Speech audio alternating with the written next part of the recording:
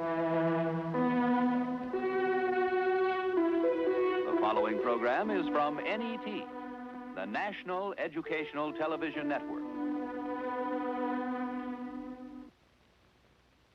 Look at a flower.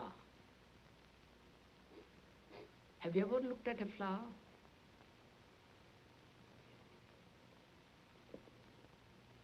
Or you have looked at it, given it a name, and passed it by. Or you have said how beautiful it may smell it. All these are distractive actions which prevent you from looking at that flower. The speaker is Krishnamurti, one of the more challenging and creative men of our time. During the past 4 decades, the writings and talks of Krishnamurti have attracted an increasing audience in Europe, Asia, and America. This series represents the first time that Krishnamurti has allowed his talks to be filmed.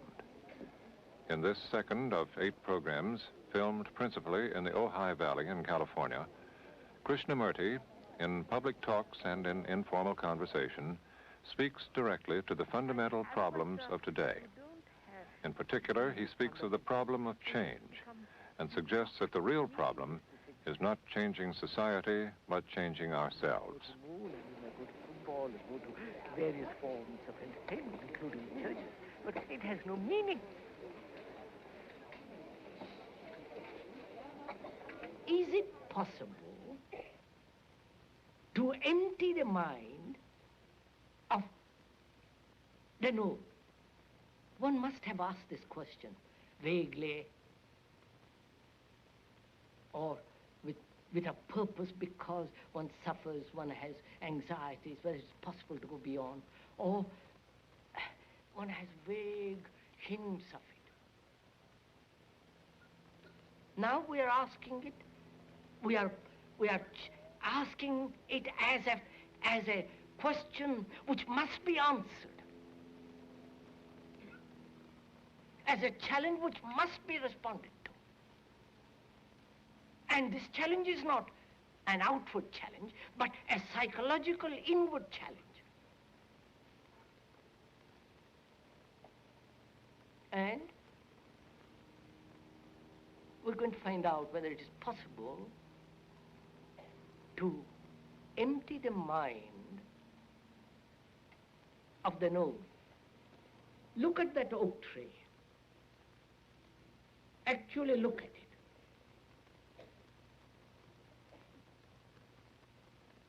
You are the observer, and the oak is the observed. There is a space between you and the thing, which is the tree. In that interval of space is time. Right? The time that has to be covered to see, that's the object. In that interval of space, there are all kinds of ideas which actually prevents me from seeing the fact of that tree. When you no longer name, no longer thought functioning as knowledge about that tree, then is there a space between you and the tree?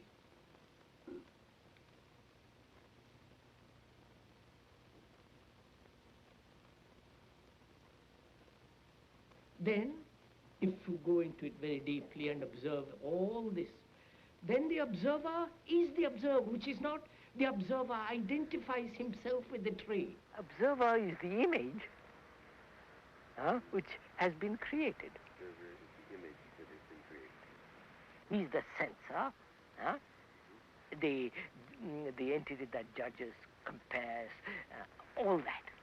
Now, and then he looks at the object. Either the tree or his own experience, or his image, his relationship with somebody, another. So the observer is the image looking at the image which he has created about the other. So the relationship between the observer and the observed is not a relationship. It's two images looking at each other. Huh? Now, if the observer when the observer has no image at all,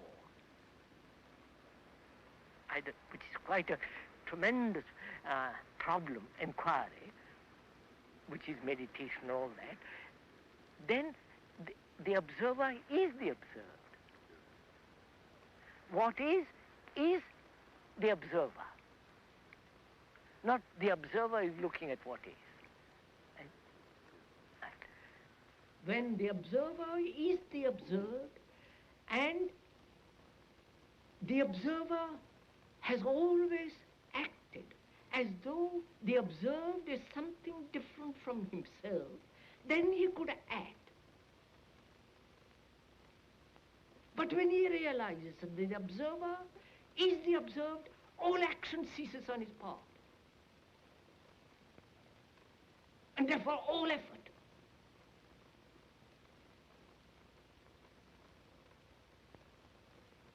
And therefore there is no fear at all.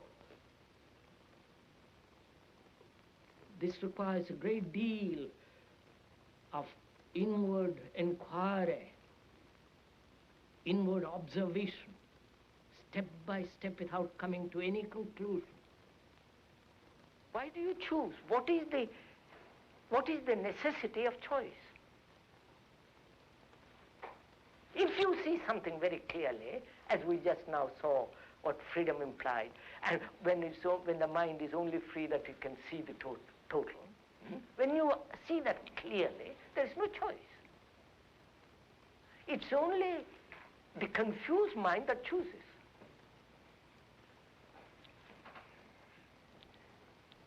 Awareness takes place only when there is no choice, or when you are aware of all the conflicting choices, conflicting desires, the strains, just to observe all this movement of contradiction. And knowing that the observer is the observed. And therefore, in that process there is no choice at all, but only watching what is. And that's entirely different from concentration. And that awareness brings a quality of attention.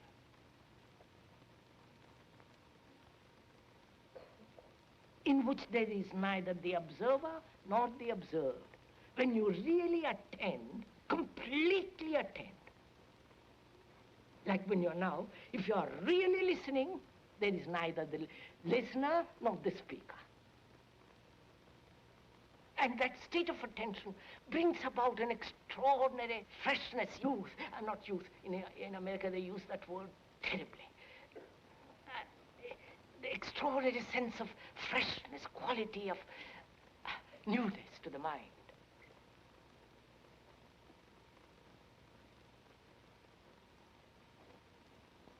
And this emptying of the mind with all the experiences it has had is meditation.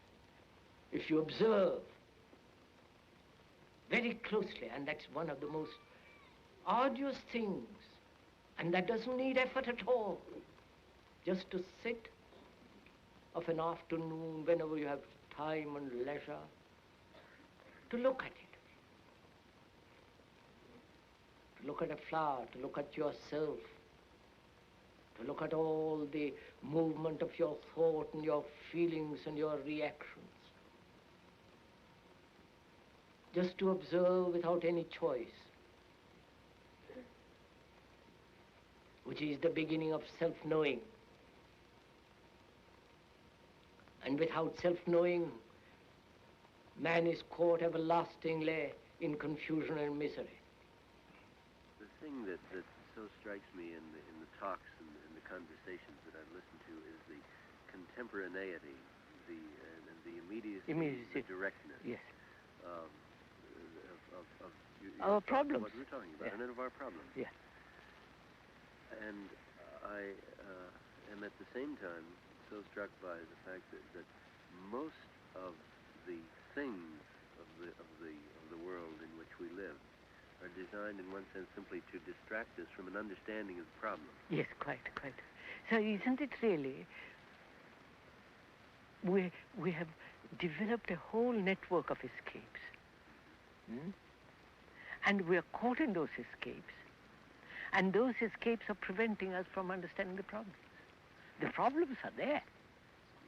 Whether, India, here, or Russia, anywhere, they're there. But I'm not at all sure if religions, organized religions, dogmas, sects, have not taken us away from the central fact of being able to face these problems. Not translate them, you follow what I mean? Not try to go beyond them, but actually face them and see if we can't dissolve them. And thought creates the past, the present, and the future, which is time. There is time by the clock, chronological time. We're not concerned with that. If you have to keep an appointment, and so on, you must have the chronological time of yesterday, today, and tomorrow. But we're talking about the psychological time, which thought has bred. And that time is the product of thought.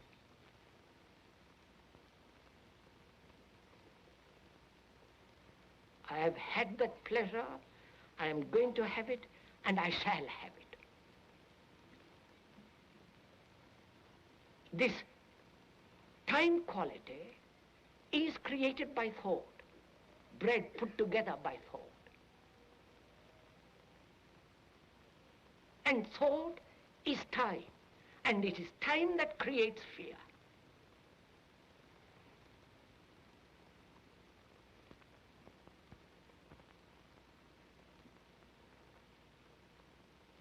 And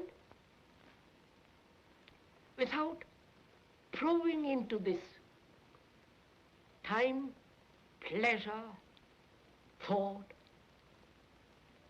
we are always bound by time. And therefore time has never a stop. It's only when there is an end to time that is something totally new. You speak in terms of creating not a new consciousness, but a new society. New society in relation to a mind that has completely undergone a revolution with regard to the psychological structure of society. Yes. Which would mean a society which is not in time? No, it has to. All society has to be in time. But the individuals who have freed themselves from this structure, psychological structure, will be freed of time. Therefore, they won't be slave to time, but yet obey the laws of time in society. It certainly isn't modern man who has invented time, but No, the concept has an awful lot to do with time.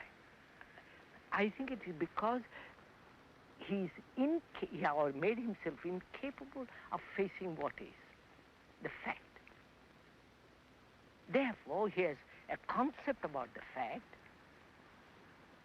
fact inwardly, psychologically, and according to that concept formula, he functions. Therefore, the fact, the formula, and action are contradictory with each other. Yes. And therefore, he's in constant battle with himself.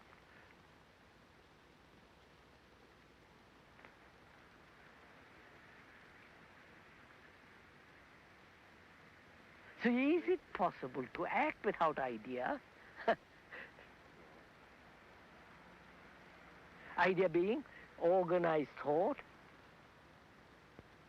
and therefore formula. Yes. It's only the free mind can see the whole. Right? But he must have some experience of the whole in order to see it. No.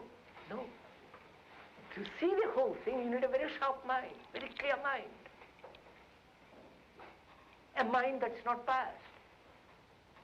A mind that says, I like this, I don't like.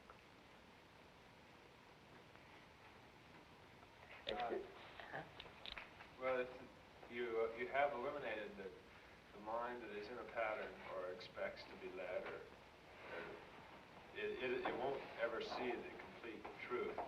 But does that necessarily mean that the mind that is free will see the truth? Look, if you want to see the view of that valley from the hill, you take a survey of the whole thing, don't you? That means your mind is no longer merely fixed on the Thatcher School or a particular school. You look at the whole valley.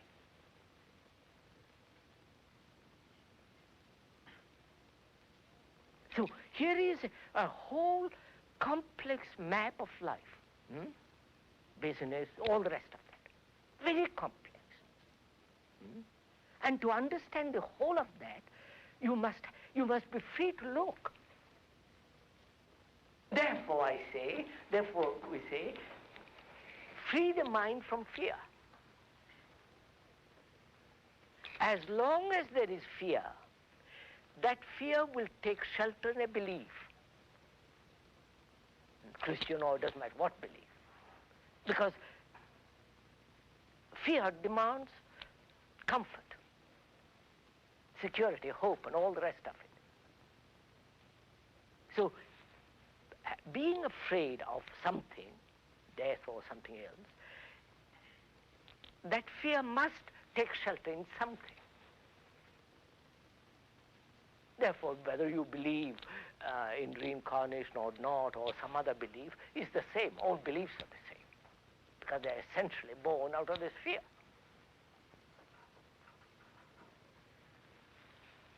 So really the question is, can fear be eliminated altogether?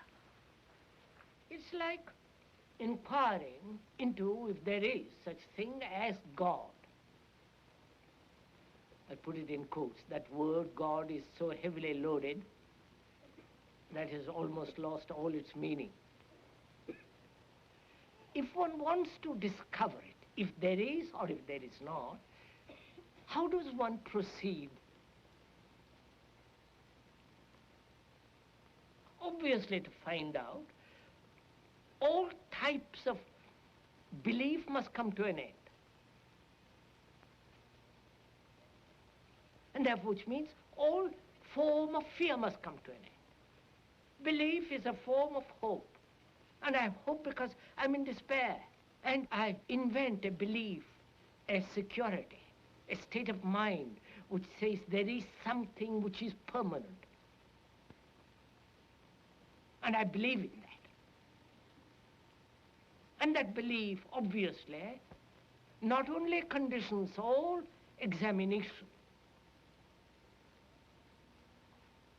all perception, but it prevents the total inaction. You understand? Sir, what is thinking? You ask me what is thinking. So my mind begins. Let's go into a little bit. First, I can say, I really don't know. Then we can begin to analyze and say it is response of memory. You ask me, what is my name? And I know because I've repeated so often, I tell you immediately. Now, you ask me a little more complex question. It takes the time interval. In that time interval, the mind is in operation to find the answer. But if you ask me a question, something which I don't know, which nobody knows, which no book or philosophy answered it, then I can honestly say, I don't know. I don't. It's both then a significant question and a significant answer. I really don't know. Now, when I say I don't know, I really mean I don't know. That means I'm not waiting for an answer or expecting someone to answer me or looking for an answer. I don't know. Which means my mind is completely alert, but I'm not looking because I don't know where to look or to whom to ask. Now, in that state, I begin to discover. Because that state is real freedom. Such a mind is the religious mind. No longer seeking, no longer demanding experiences, is not caught in visions.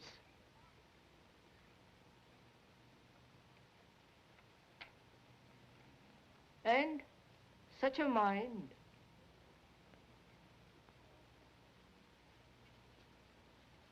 has an activity totally different, at a different dimension, which thought can never possibly reach.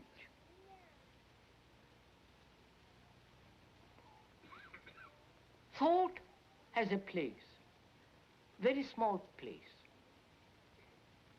But when one realizes that, thought has no place at all. Which doesn't mean you live on ugly little sentiments, emotions.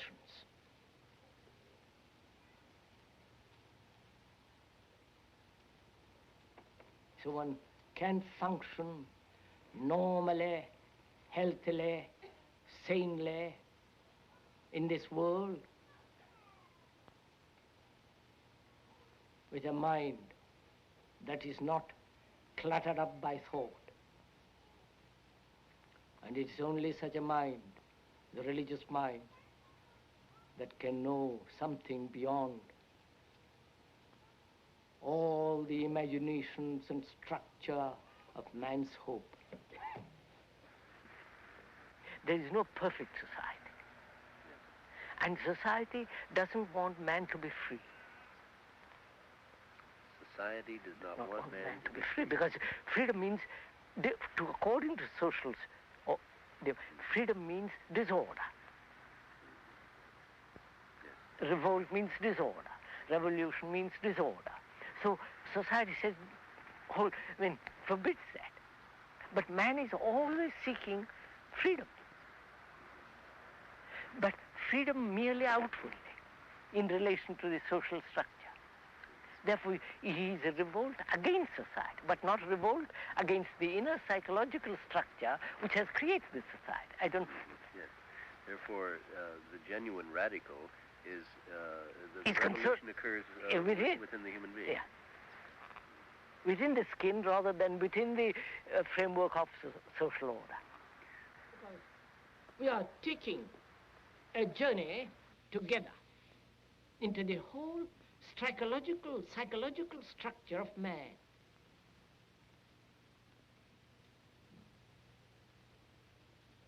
Because in the understanding of that structure and the meaning of it, we can then perhaps bring about a change in society. And society, God knows, needs a total change.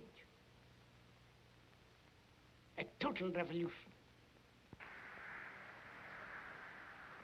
All similarities should be distrusted. Yes. You know what I mean? Yes. So, psychologically, man has built this extraordinary structure called society. Because inwardly he is that. But outwardly he's going to lay down laws how to control that. But inwardly we have... No. Yes, I follow. Inwardly we are just wild. It seems to me that society and the individual's inner makeup, that a society and an individual's inner makeup can be governed by quite different laws. In fact, be two quite different things. And I know much less about the laws that may govern an individual inwardly than I do about the laws that govern society. Naturally. And yet at the same time, from what little I know about the laws that govern society, I find I have a profound pessimism with regard to creating a new society. Quite. So that's why, sir, the problem is not changing society at all. And we always go off about talking about changing society, good society, great society, and all that. I think the real problem is, can there be a real mutation in the human mind? That is the real question. When that takes place, society will look after itself. It is as if that human society may have evolved, but the human being as such has not. Has hardly evolved. And that, of course, and that awakens a problem, brings a problem. Is there evolution? Psychologically, not outwardly, there is. But psychologically, is there such thing as evolution? That is, becoming better, changing from this to that, or creating an inward perfection. All that implies time. And time is essentially,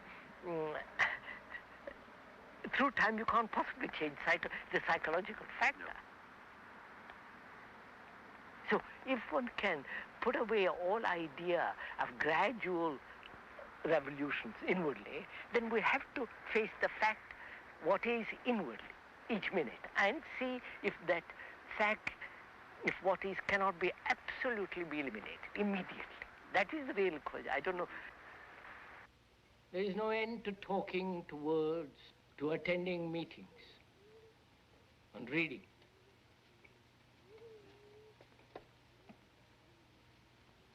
But attending meetings, reading, discussing has very little value. If attending meetings, discussions, and all the rest of it is merely a stimulus, then you are dependent. As people are dependent on LSD, on music, on pictures, on doing something. And as long as one is dependent, one is in conflict, one is in despair. And one has to come, not through reading, to discover the whole process of knowing oneself. For the knowing of oneself is the beginning and the end of all misery.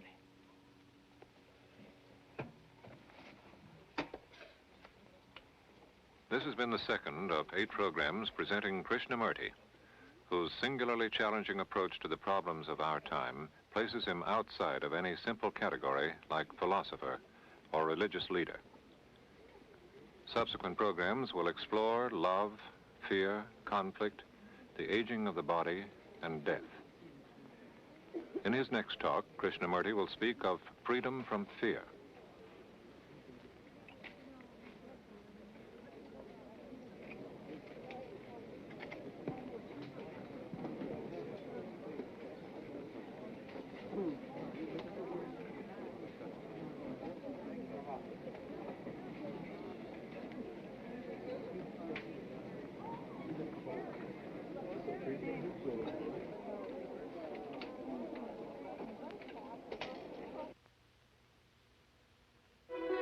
This is NET, the National Educational Television Network.